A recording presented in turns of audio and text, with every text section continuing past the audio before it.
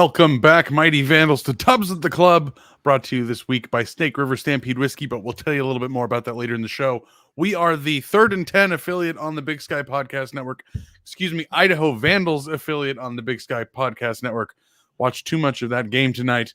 I am your host, Dallas Hammer, joined by brave, bold, from a parking lot, Bryan Marceau. Yeah, I'm at the in-laws. That means I'm recording at YVCC. Can't explain the tech difficulties giving me like 1 inch of camera space right now, guys, but that's Grandpa Bryan live. Yeah, dude, well, hey, it didn't matter. On the road, we're still going to do the show. We got a lot to talk about. And as always, well, mostly always, the newest member of Tubs at the Club, keeping us on the right track at all times, it's Treeb Talks. Treeb, how's it going, man?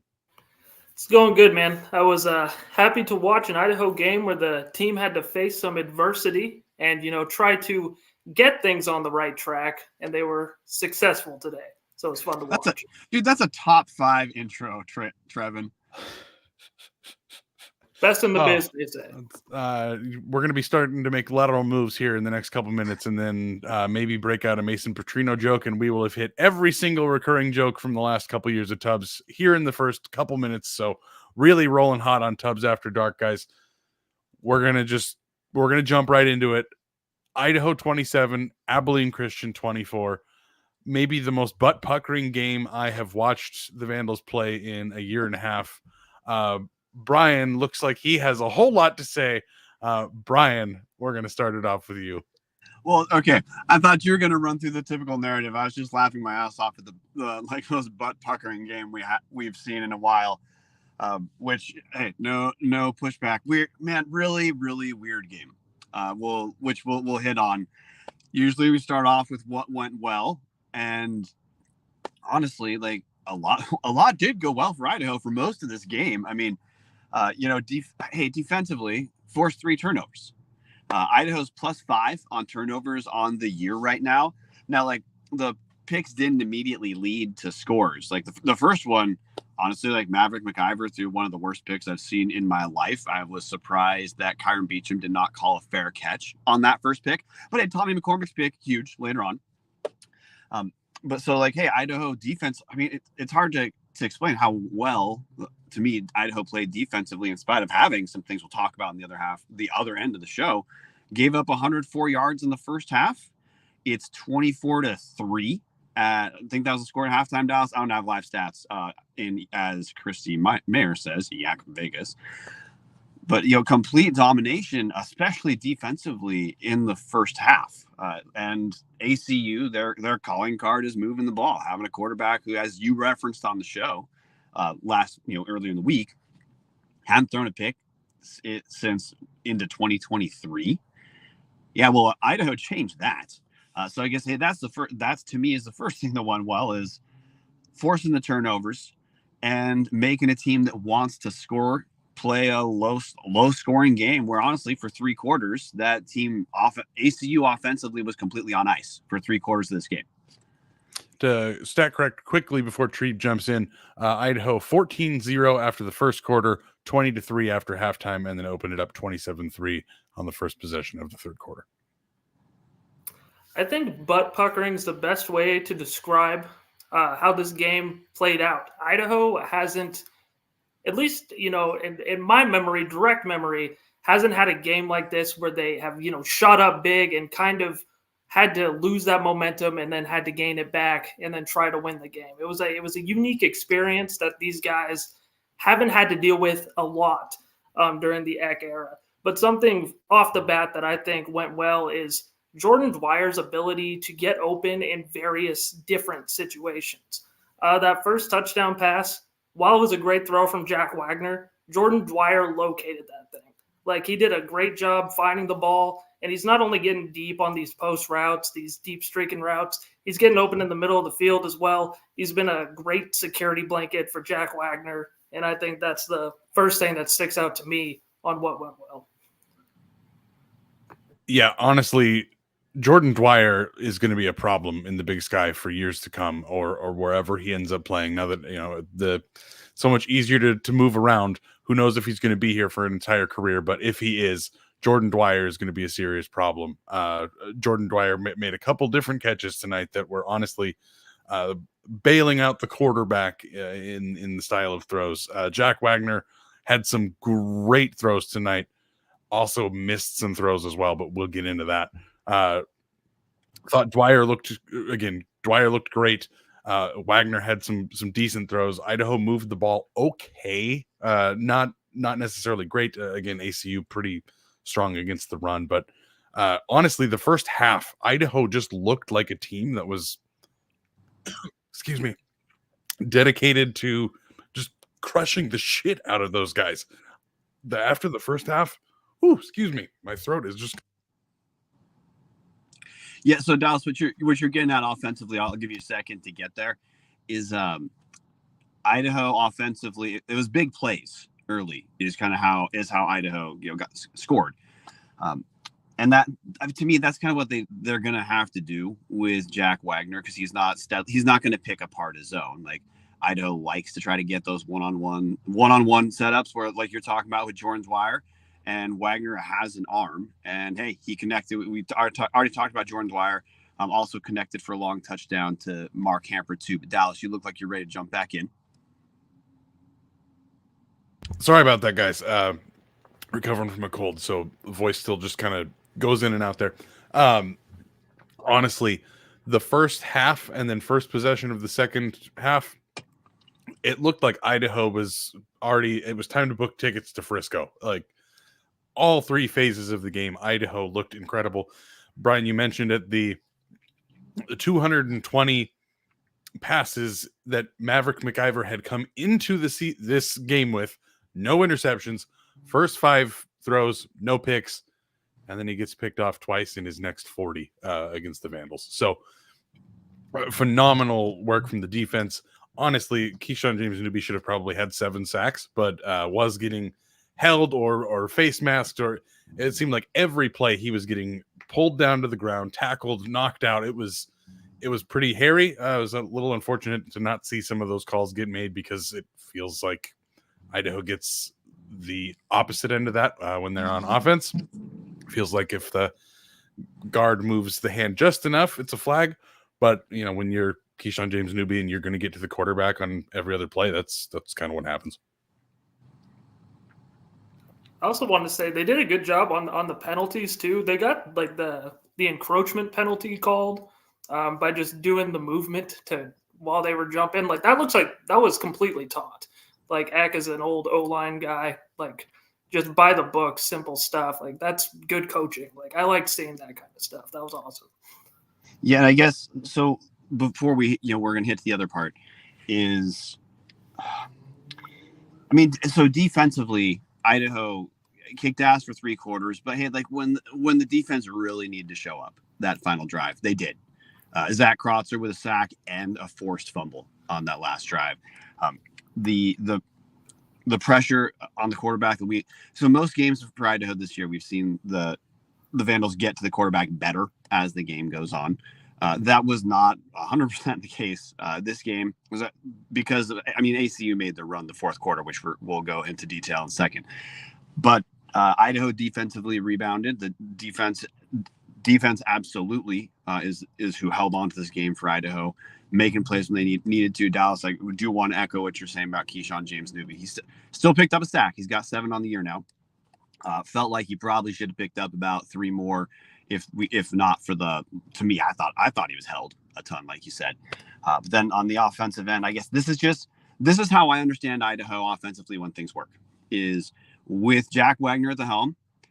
Idaho is not going to be a team engineering a ton of long clock chewing drives. I know that's what Eck likes to do, but when Idaho's been successful with Wagner, it's big plays. We saw that the reverse to start the third quarter. And also, the Wagner's touchdown passes, he wasn't throwing. They weren't like 2-yard dinkers after a long drive. It was 44-yard touchdown, a 22-yard touchdown. That's how this offense works right now. And an offense like that, hey, good news, you can score a lot of points. Sometimes with momentum, you can feel like you're really kicking someone's ass. Downside is with the way teams are going to, they can key on the run. When you're not getting the big plays, we'll get into what happens when you don't get the big plays in a second. And even when they're not, running the ball, draining the clock and things like that, something I like from Idaho's offense is how creative they are at running the ball. They run the Wildcat a whole bunch. They, give Nate Thomas and Eli Cummings, which was also something that went really well in this game. They both split carries. If the announcer in this game had it his way, Eli Cummings would have had all the carries because he was. Did you hear Eli Cummings is from Texas? Yeah, no, he's the only Texas guy Idaho has. And only heard that 75 times today. Yeah, I know. And every time Nate Thomas got the ball, it was Eli Cummings. But a very balanced attack from those two, and they're creative with the Wildcats, the reverse.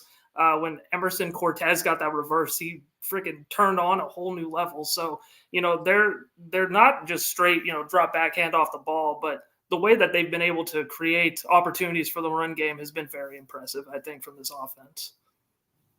I think the first half was a very what can go right for Idaho and what things can look like if everything does go right for Idaho. Again, it truly looked like they were going to blow ACU out of the water, and then the second half came around, guys, and it seemed like everything that could go wrong went wrong. Bryan, I'm going to give you the first chance to point out what you thought went wrong in the second half, because again, guys, this game was 27-3, 2 minutes into the third quarter, and Idaho barely hang on to win 27-24. Wild to think too, because it was a 27-3 that felt like it could easily have been 45-3, because we not meant to call him out or anything, but like, clearly Mark Hamper and Jack Wagner are not on the same page right now, which is actually weird to think, because I'm heading into this game. Mark Hamper leads Idaho in receptions, but a lot of the passes directed Hamper's way. Like some of the drops he should have caught, but he gets a lot of tough balls right now. They're just not in sync. Maybe that gets better. Maybe that's just when Jack Lane's there, it gets better. But this all honestly goes back to Idaho's. So this is after ACU gets their first touchdown. Idaho's driving. It's a 16 point game.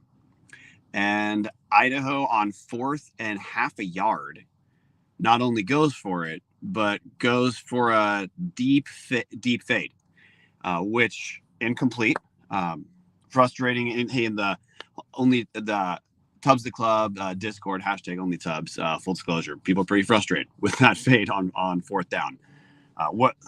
Whether you wanted to go take the points and be up the 3 scores, or you wanted to just go for a run. When things don't go well for Idaho coaching wise, it is always the staff getting too cute.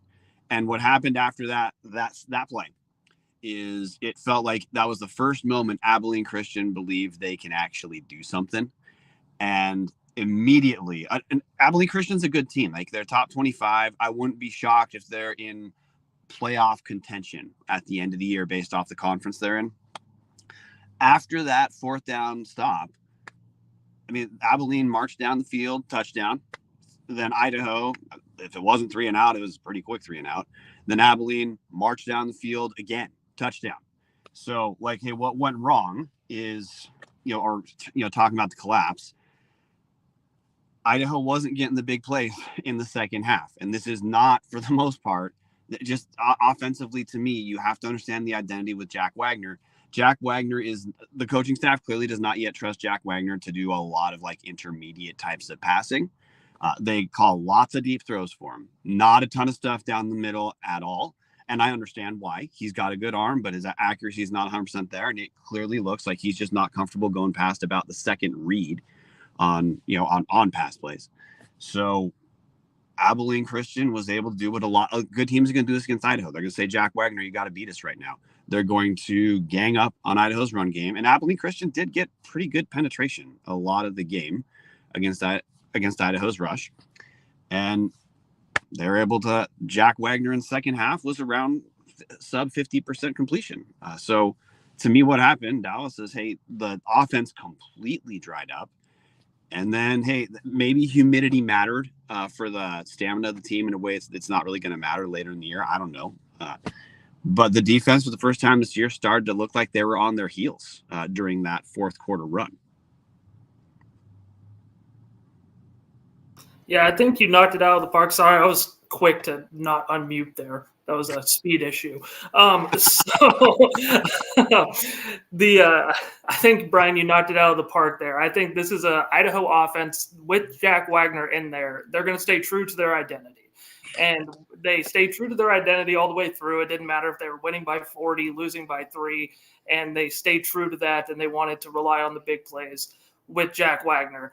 And it didn't work out. The well dried up, and defensively, the defense looked exhausted. The kind of the spread out offense that Abilene Christian runs and the pace that they were running, they did kind of look tired there towards the end.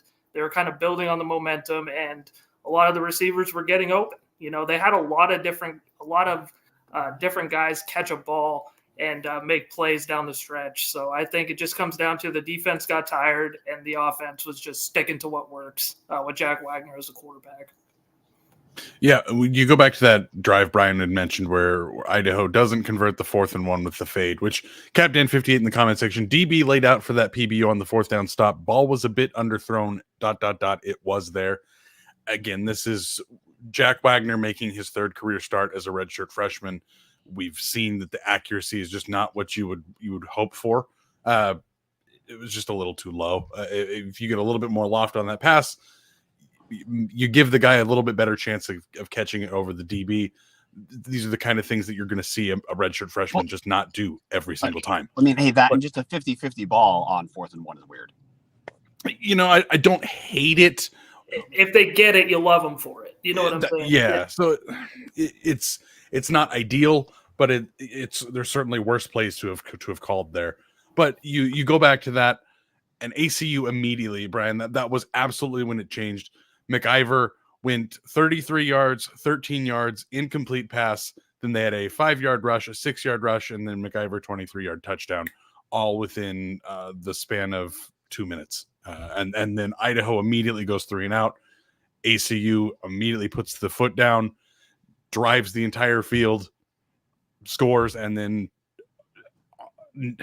again, I don't know how Idaho even was able to pull this through, because then Nate Thomas starts getting the ball, draining out the clock, and end up having to punt it again. ACU starts moving the ball again, get down to 3rd and 15, and unfortunately, Dwayne McDougal has made some really nice plays. I'm a huge fan of the way he plays. That's one of those ones that the coaching staff is going to be a little upset about. You can't hit a guy late like that down the sideline with 30 seconds on the clock. You just got to keep your head on yourself a little bit better there.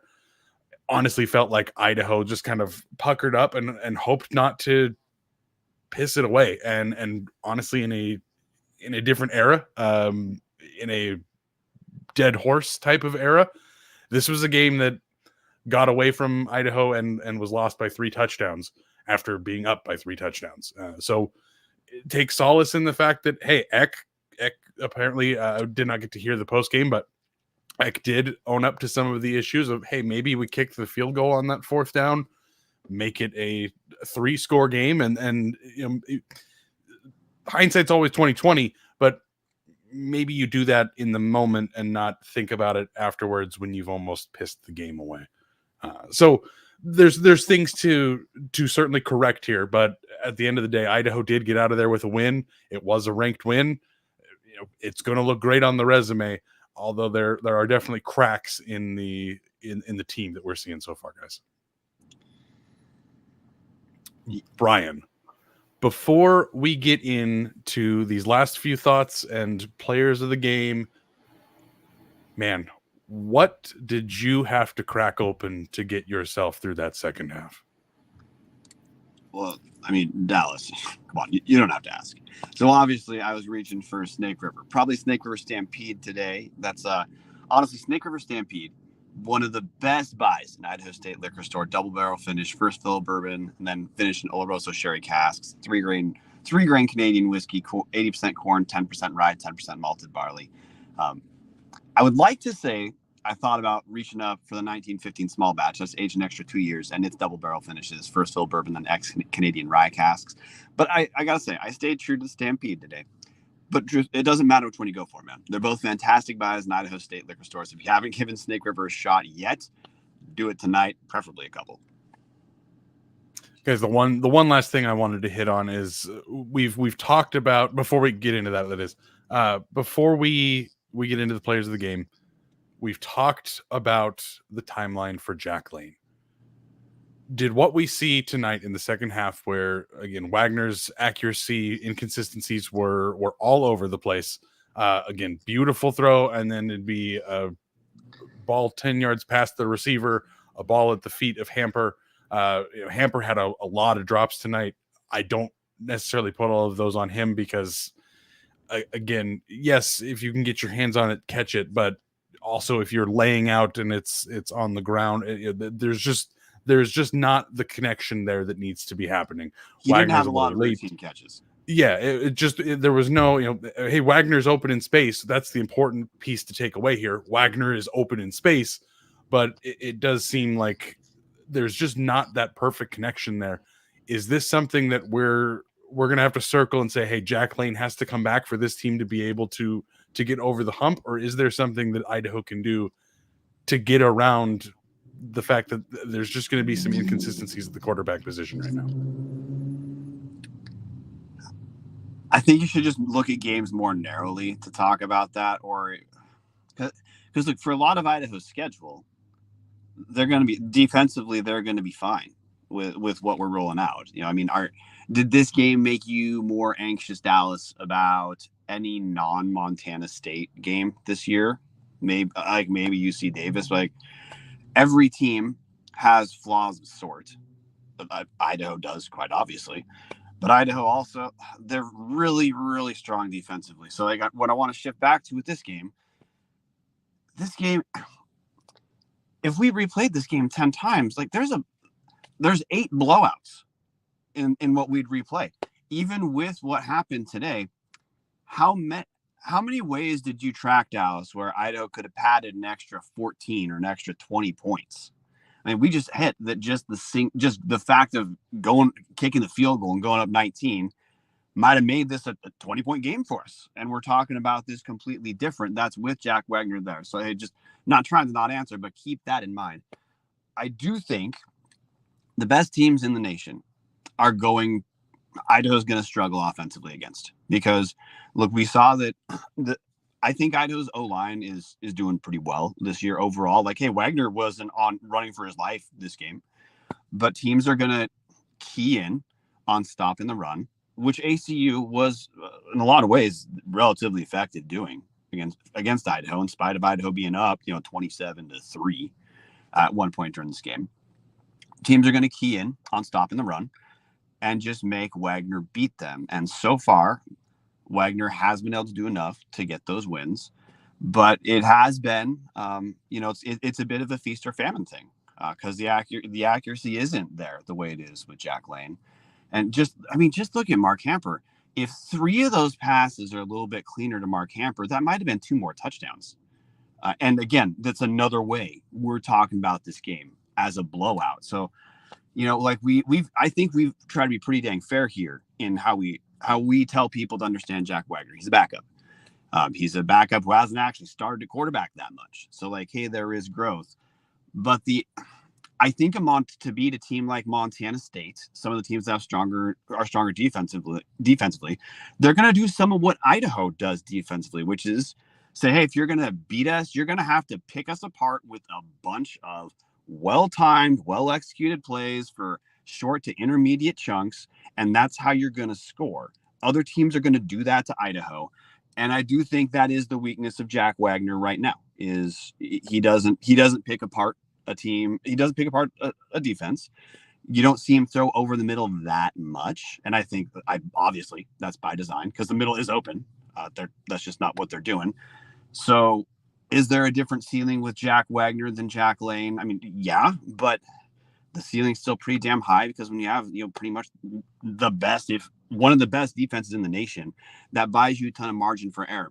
And the big question we'd had for this team defensively heading into the year's, hey, can they start forcing turnovers? They are.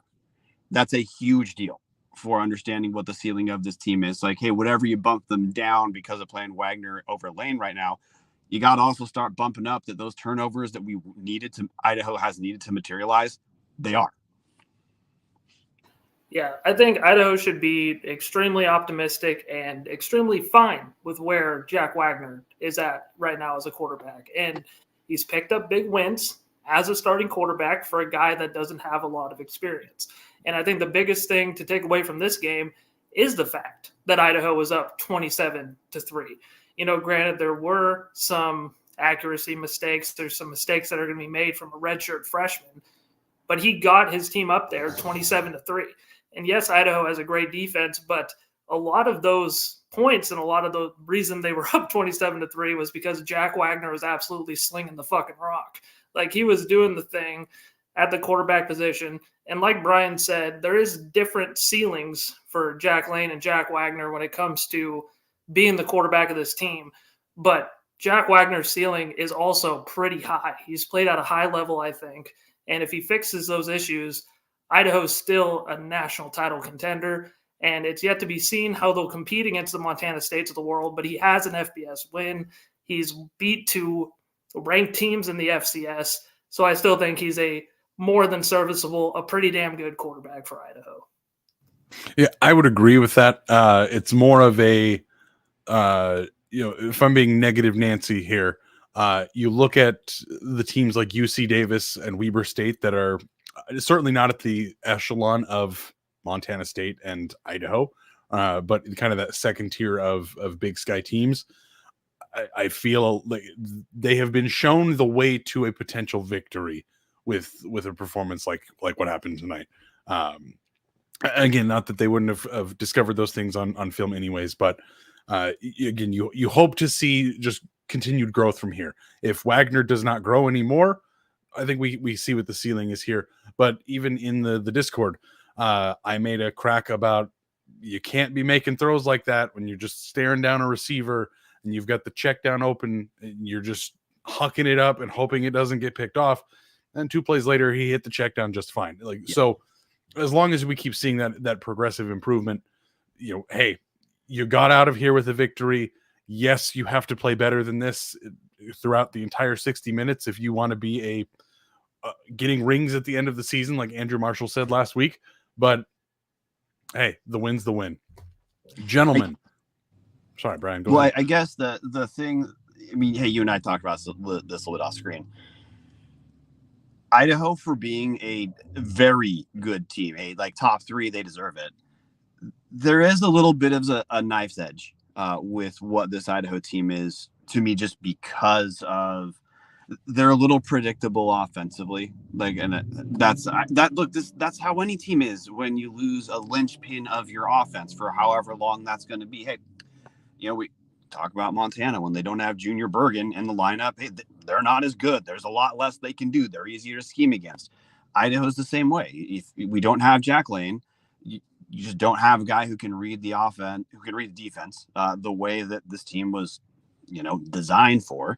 So suddenly they're easier for the best team to potentially scheme against. And that's how you start to see Idaho kicking ass for 3 quarters.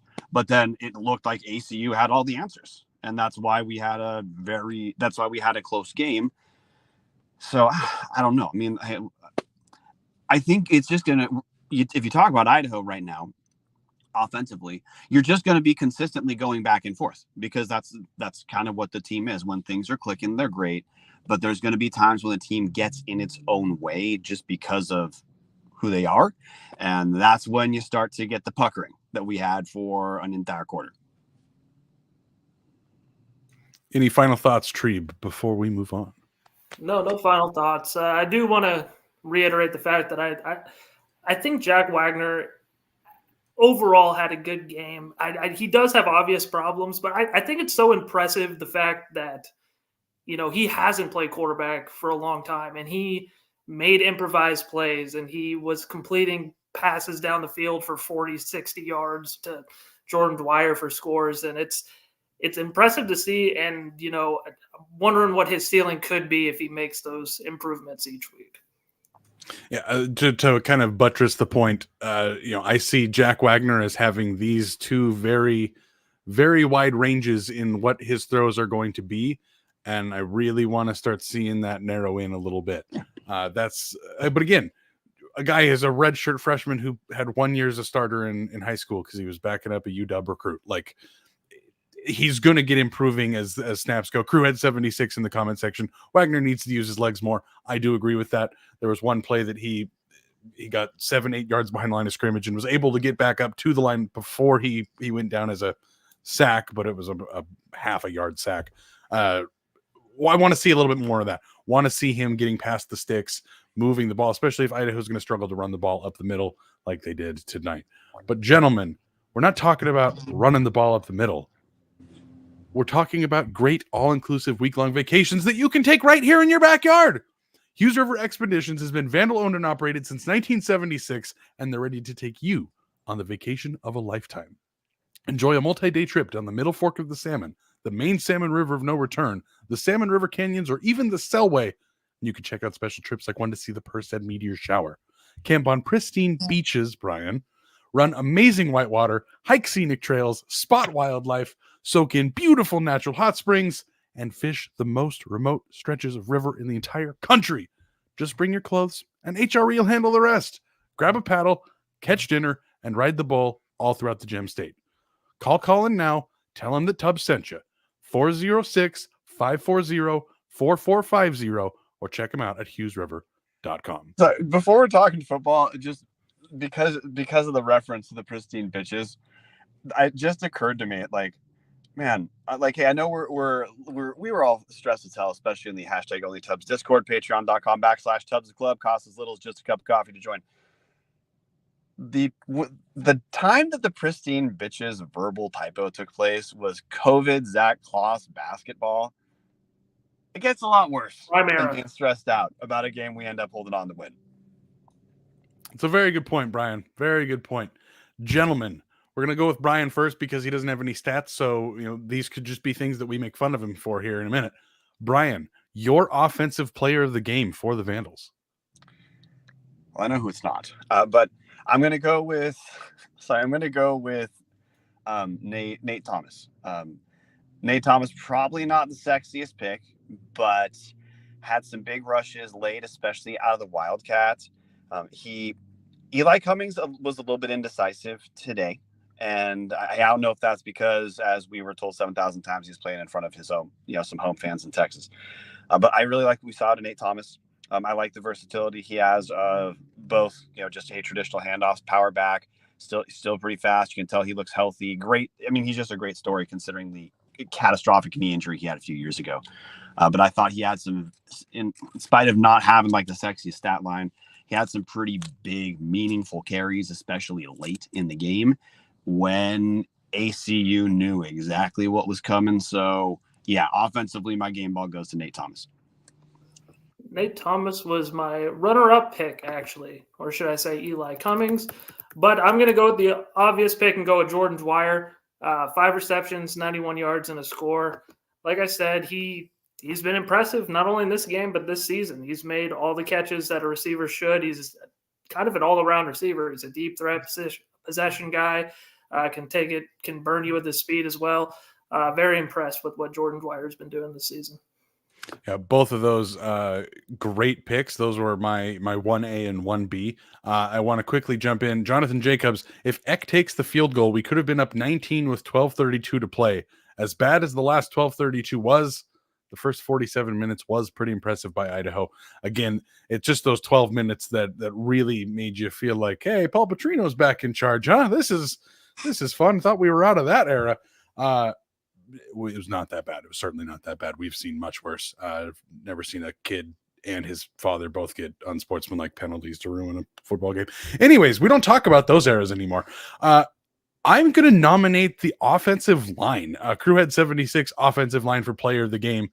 I agree with that, actually. Now, yes, running the ball, you take out Cortez Manavar's 53-yard reverse, and Idaho averaged about 3.6 yards a carry. Not great.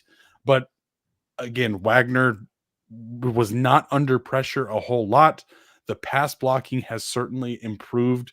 I think the line was not certainly as well as it looked against Albany, but that was also a bloodbath, and honestly an exorcism, I think, for that 2023 loss. Bryan, defensive player of the game. I'm gonna go Zach Krotzer. Zach Krotzer, who I actually talked about Krotzer when I was on FCS Nation Radio this last week, where he's one of the you're not going to hear his name called as often as like Keyshawn James Newby, because Keyshawn James Newby is like a Buck Buchanan Award nominee potentially, but Krotzer, week in, week out, he always makes some big plays, and he made 2 huge plays that last drive, getting the sack and also the strip that officially sealed the game. So yeah, Zach Krotzer to me gets the game ball for sure defensively. There were a lot of good defensive efforts, but I'm also just kind of happy to be able to give Zach Krotzer a little bit of love on the show. He's been a Vandal for a while. He's a hardworking dude. He just isn't one of the main names that always comes up on the defensive side of the ball. He was huge today. Yeah, I like the Zach Krotzer shout out. I'm gonna go with Keyshawn James Newby. I mean, I feel like he's won it every week at this point, or at least somebody's given him a nomination. At this point, he's had a terrific season. Continues to add to his sack numbers. He ended up getting 1 today. He had 4 quarterback hurries on the stat sheet and 7 tackles. I mean, he's a menace back there. He's a grown man. And again, how did this guy start his career at an NAIA school? Also, he had 1 great play in pass defense. In pass defense, he did? Yeah, he dropped back in coverage on 1 play. Interestingly enough, you don't see that a whole lot, but he did drop back in coverage, and I must have missed that play. Did a fair job with it. Yeah. Again, just showing off that tape for the NFL next year. Yeah. Both of those phenomenal picks. We try to pick somebody different between each person just to kind of give guys shouts out. If we weren't doing that, this award absolutely goes to Zach Krotzer for making the 2 biggest plays of the game on the same drive. Again, sacking honestly, he was kind of McGruber at that point. Sacking McGruber in the back, and then a couple plays later, forcing the fumble on McGruber was pretty rough. Kind of feel bad for him. Great night for Zach Krotzer, but I'm going to go with Tommy McCormick. Another Vandal takeaway. Tommy McCormick picking off, again, MacGyver at that point. That should have been the nail in the coffin that absolutely ended everything. That happened at 27-3 after Idaho's just scored what ended up being their final points of the game. Get the pick, and then Idaho ends up punting a couple plays later, and that's when ACU at least got points back on the board and started moving. In a different reality, that pick from Tommy McCormick is the final nail in the coffin, and Idaho wins that game by 45. But again, all 3, I think, great choices. Gentlemen, any final thoughts before we go? It is well after dark. It is well after 10 p.m. on the Pacific Coast, well past 11:11 if you are on the Mountain Time Zone. Bryan, final thoughts? Yeah, it's still kind of new for a lot of Vandals to be, on a team that's kind of front running. And, my one of my big takeaways here is, if you go look at Montana State's schedule the last couple of years, or hey, look at Montana, their schedule last year. Good teams are still going to have a game that either they should have won that they lost, or a game that you thought they were going to win a blowout and it turned out to be close. I think there's every chance that's the takeaway here for Idaho, because honestly, again, for 3 quarters, Idaho completely dominated this game. This is just the downside of when a team can't score as well, even when you're dominating, that doesn't mean you're up by that many scores overall. That's part of why, ACU was able to make it truly a game when they were getting their ass kicked for 75% of the game. But I'm not losing sleep over this. I think there's a ton of things that went well for Idaho. And I think what did not go well for Idaho, especially on the offensive side of the ball, is correctable stuff. It's, hey, if Wagner and Hamper can iron out that connection a little bit, like if Hamper can get a routine catch once in a while, that explains another touchdown. We knew we were going to see a little bit of this when suddenly the receivers aren't Hayden Hatton and Jermaine Jackson. We talked about this in the first show of the season, guys. Like, hey, buckle up. We're going to have a couple drops you haven't seen in a while. But all things considered, in spite of how freaked out we were, Idaho picked up the win. Idaho is going to remain a top 4-ish team. If the playoffs began today, Idaho's probably hosting through the quarterfinals. This is a pretty damn good place to be. And, when I'm saying that the issues Idaho had, like, they're correctable, they're the kind of things that with good coaching, which we know Idaho has, like, you should assume there's going to be some corrections. I mean, honestly, I think offensively, what we have with Jack Wagner his first couple games, like Albany, you're right, Albany is a bloodbath. It's not unfair to think, hey, this is probably about as low as it's going to get offensively for Idaho, because Wagner is going to get better. He has some things he's getting better at.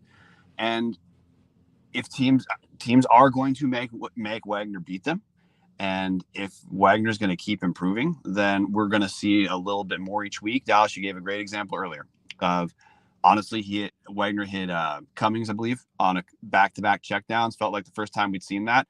That's something we talked about being stoked about seeing out of Jack Lane this season. If we can see more of that, great news. We also saw Jack Wagner hit Alex Moore a couple times. I'd like to see a little bit more out of the tight ends, but that was another dimension we thought we were going to see this season out of Idaho with Jack Lane. Well, if we can keep getting a little bit more in a couple areas, suddenly we're not talking about Idaho as a team where, hey, they're great defensively, you don't know what's going to happen offensively. No, things are smoothing out. So I don't know. I think people should still feel pretty damn good, and keep in mind, every team in the Big Sky has their flaws, guys. Yeah, I think the biggest takeaway from this is Idaho finishes the non-conference schedule 3-1, and that is huge. I think that was obviously best case scenario. I mean, you look at the Oregon, and even the way they lost to Oregon was perfect. You probably weren't ever going to beat Oregon, and the way they lost was like competitive. So a 3-1 start to non-conference play, you enter Big Sky play with that kind of confidence with your backup quarterback. They're playing amazing, I think. Yeah, I think the perfect bow on this, Jonathan Jacobs in the comment section. I went to Idaho for 4 years. We won a total of 3 road games in my time in Moscow. We've won 2 already this year, and it's week 4. And again, like you said, Treeb, you lost to Oregon in the manner that you did, that absolutely scared them and turned Idaho into America's team for a week and a half. The season couldn't be going better. You could certainly be healthier, but from a wins-loss perspective and the state of how the team is playing, you really couldn't ask for much better. The final thing I wanted to point out, because I know that a lot of folks listening to this are Seahawks fans, and the Seahawks team that won the Super Bowl had a real stinker against the St. Louis Rams back in 2013.